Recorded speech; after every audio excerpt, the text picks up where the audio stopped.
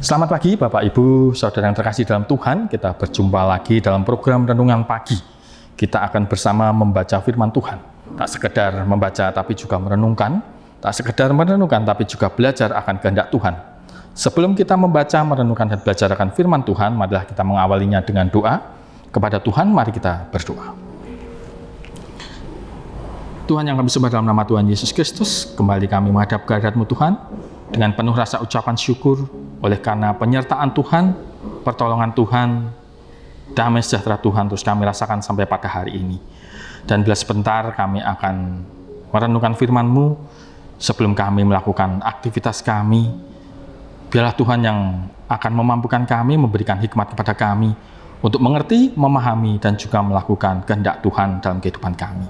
Terima kasih Tuhan, hanya dalam nama Tuhan Yesus Kristus kami telah berdoa dan mengucapkan syukur. Amin. Renungan kita pagi hari ini diambil dari kitab Kejadian, pasalnya yang ke-6 ayat 9 sampai 22. Kejadian 6 ayat 9 sampai 22, demikian firman Tuhan. Inilah riwayat Nuh. Nuh adalah seorang yang benar dan tidak bercela di antara orang-orang sezamannya. Dan Nuh itu hidup bergaul dengan Allah. Nuh memperanakkan 3 orang laki-laki, Sem, Ham, dan Yafet. Adapun bumi itu telah rusak di hadapan Allah dan penuh dengan kekerasan. Allah menilik bumi itu dan sungguhlah rusak benar, sebab semua manusia menjalankan hidup yang rusak di bumi. Berfirmanlah Allah kepada Nuh, Aku telah memutuskan untuk mengakhiri hidup segala makhluk, sebab bumi telah penuh dengan kekerasan oleh mereka. Jadi aku akan memusnahkan mereka bersama-sama dengan bumi. Buatlah bagimu sebuah bahtera dari kayu gofir. Bahtera itu harus kau buat berpetak-petak, dan harus kau tutup dengan pakal dari luar dan dari dalam. Beginilah engkau harus membuat bahtera itu. 300 hasta panjangnya, 50 hasta lebarnya, dan 30 hasta tingginya. Buatlah atap pada bahtera itu, dan selesaikanlah bahtera itu sampai sehasta dari atas, dan pasanglah pintunya pada lambungnya. Buatlah bahtera itu bertingkat bawah, tengah, dan atas. Sebab sesungguhnya aku akan mendatangkan air bah, meliputi bumi, untuk memusnahkan segala yang hidup dan bernyawa di kolong langit. Segala yang ada di bumi akan mati binasa. Tetapi dengan engkau aku akan mengadakan perjanjianku, dan engkau akan masuk ke dalam bahtera itu. Engkau bersama-sama dengan anak-anakmu, dan istrimu, dan istri anak-anakmu.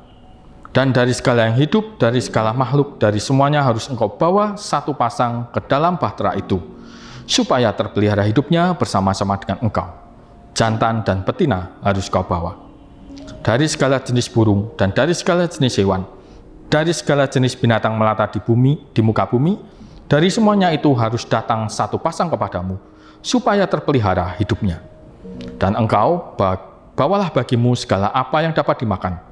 Kumpulkanlah itu padamu untuk menjadi makanan bagimu dan bagi mereka. Lalu Nuh melakukan semuanya itu tepat seperti yang diperintahkan Allah kepadanya. Demikianlah dilakukannya. Demikian bacaan firman Tuhan pada pagi hari ini. Bapak Ibu Saudara yang terkasih dalam Tuhan, tentu kita mengenal Nuh dari kisahnya yang diselamatkan dari air bah. Nuh beserta istrinya dan anaknya dan menantunya. Nuh diselamatkan dari murka Allah oleh karena Allah melihat bumi telah rusak di hadapan Allah. Allah murka karena manusia menjalankan hidup yang rusak di bumi. Nuh diselamatkan karena hidup benar. Bisa dikatakan Nuh dikelilingi oleh orang-orang yang tidak benar. Nuh hidup benar di tengah orang-orang yang tidak benar. Orang-orang yang tidak benar ini juga sejatinya masih bersaudara dengan Nuh. Kita tahu Adam dan Hawa memperanakkan Kain dan Habel. Dan juga anak-anak lain yang tidak dicatat dalam Alkitab. Kita tahu Habel mati dibunuh oleh Kain. Allah murka kepada Kain. Kemudian Allah memberi anak lagi yaitu Set. Nah, Nuh ini keturunan dari Set. Kain, Set, dan anak-anak Adam lainnya bertumbuh dan memiliki keturunan-keturunan. Jadi sebenarnya Nuh dengan orang-orang sekelilingnya itu masih famili, karena jumlah manusia yang belum terlalu banyak seperti sekarang. Dengan adanya air bah, yang masih terjaga keberlangsungan hidupnya adalah dari keturunan Set. Sedangkan garis keturunan dari Kain putus sudah karena semua binasa. Binasa oleh karena murka Allah yang menyeleksi siapa orang yang benar dan siapa orang yang tidak benar. Allah berkenan atas Nuh yang hidup benar. Di sisi lain, Allah murka kepada orang-orang yang perilakunya rusak yang hidup pada zaman Nuh. Dengan kata lain, Nuh hidup benar di tengah ketidakbenaran. Nuh memegang nilai-nilai kebenaran di tengah lingkungan atau dunia yang merasa tidak perlu hidup benar. Merasa tidak perlu hidup benar. Yang ada adalah memuaskan hawa nafsu duniawinya. Bisa dikatakan Nuh sendirian. Sendirian karena memiliki kualitas moral yang unggul di tengah dunia dengan sistem nilai yang kacau balau. Orang lain hidup sesukanya, semau-maunya, menghalalkan segala cara, tetapi Nuh tetap menjalani hidupnya setia seturut dengan kehendak Allah. Bisa jadi orang lain menganggap Nuh itu aneh, tidak mengikuti zaman, kuno. Mungkin tidak sebatas menganggap atau mempertanyakan sikap hidup Nuh, tapi juga mencibir, mencemooh, dan akhirnya menjauhi. Karena Nuh tidak sama dengan mereka. Nuh berbeda dengan mereka. Nuh tidak dianggap sebagai bagian dari mereka. Nuh sendiri di tengah keramaian. Kesendirian ini makin berlanjut ketika Nuh melaksanakan perintah Allah untuk membuat bahtera. Bahtera yang harus dipersiapkan sebagai bagian dari rancangan Allah untuk menyelamatkan Nuh beserta istri, anak, dan menantunya dari air bah. Bahtera yang harus dibangun sedemikian besar karena harus masuk juga hewan-hewan sepasang demi sepasang agar tidak punah dan tetap berkembang biak. Atas perintah Allah tersebut, Nuh melakukan semuanya itu tepat seperti yang diperintahkan Allah kepadanya. Saya tidak tahu berapa lama Nuh mengerjakannya. Saya tidak tahu berapa banyak kayu yang dibutuhkan. Dari mana asal kayu-kayu itu didapatkan?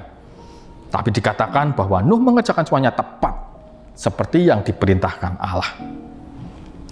Ketaatan yang membuat Nuh semakin terisolir. Bisa jadi Nuh dianggap gila oleh orang lain karena melakukan pekerjaan yang aneh, tidak lazim. Buat apa membangun bahtera di tempat yang jauh dari laut? Hujan juga tidak. Buat apa? Mau dilabuhkan di mana bahteranya? Buang-buang waktu saja. Buang-buang tenaga saja. Sia-sia. Percuma. Mending senang-senang menikmati hidup daripada kerja keras tidak berguna.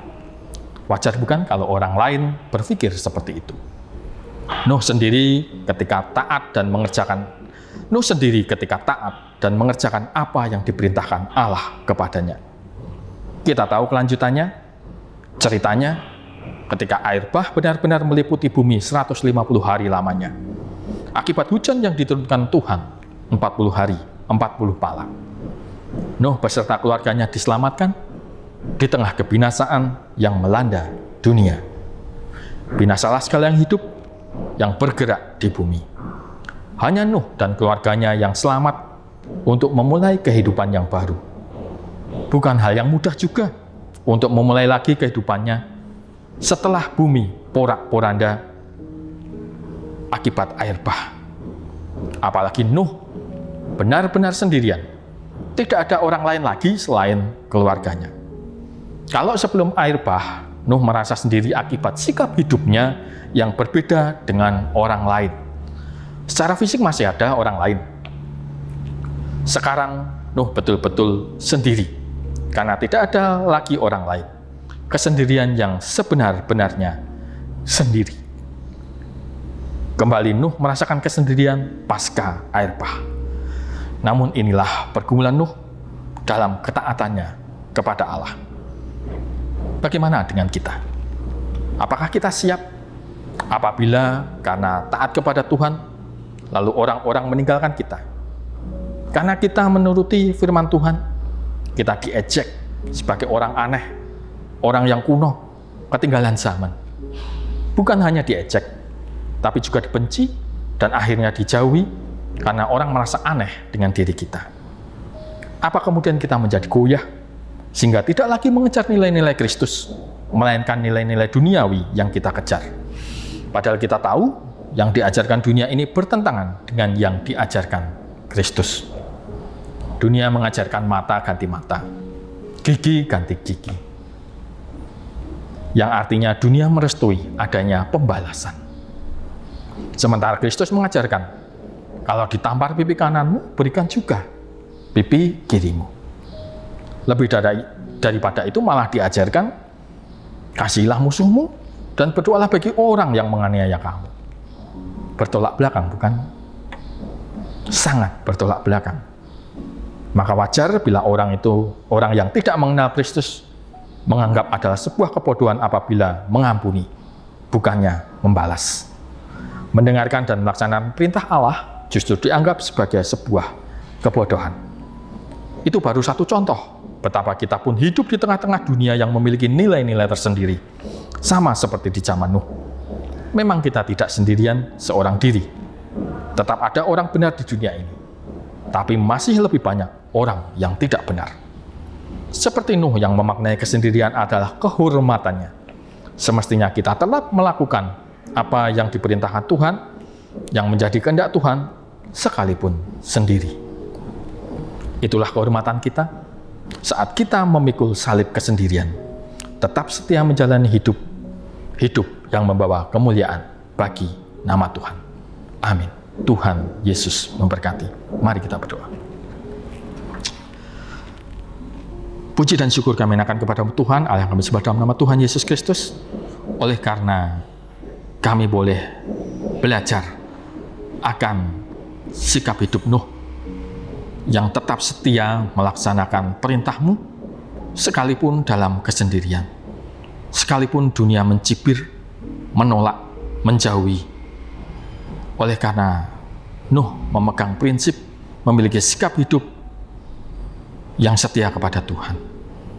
Biarlah kami pun juga belajar, kami pun boleh dipersiapkan manakala mungkin kami harus menghadapi kesendirian seperti yang dirasakan oleh Nuh.